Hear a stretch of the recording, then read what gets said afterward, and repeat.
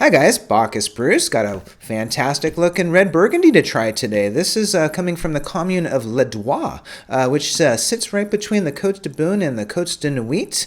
Actually shares a little bit of property with the famous hill of Cornu, where some of France's best wines come from. The name of the producer is Edmond Cornu. He owns about 37 hectares in Ladoix and surrounding areas. He does farm about 5 Premier Cru and does have one Grand Cru vineyard as well. Now, the Ladoix is a village level wine, so it's not going to be as prestigious or as expensive. This is a suggested retail price of about $34, a little bit higher than I typically go here, but didn't want to pass up at this opportunity because it's imported by Rosenthal wine merchants out of New York. Usually a pretty good bet for quality here. So let's go ahead and take a look at the wine. A beautiful color here. Looks very fresh. The rim is clear as day. It looks as young as it must have been 3 years ago.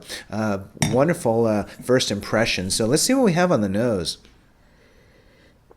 So it's subtle. It's definitely Pinot Noir nose. You have a little cranberry. You have a little red cherry. But it's not a forceful nose at all. It's actually very ripe. It's very indicative of the warmer 2015 vintage. It has maybe a touch of lilac, a floral note, maybe a little bit of wet clay minerality. But the story on the nose is the fruit. It's really pretty and really ready to try this wine. Let's see what we got.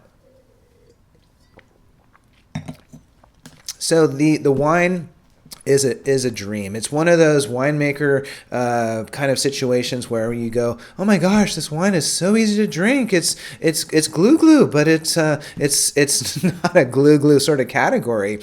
Extremely balanced, light to medium bodied as to be expected. Moderate tannic structure, certainly good for at least a couple more years. But the tangy blackberry acidity is really what kind of carries the whole thing. And it's just a joy.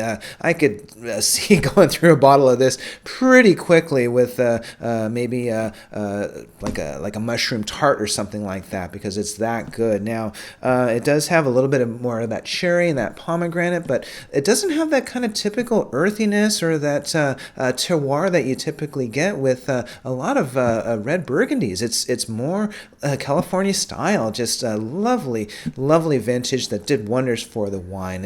It's a joy to drink, and I really like it. So we have Ladoix today from Edmond Cornu. See you in the tasting room.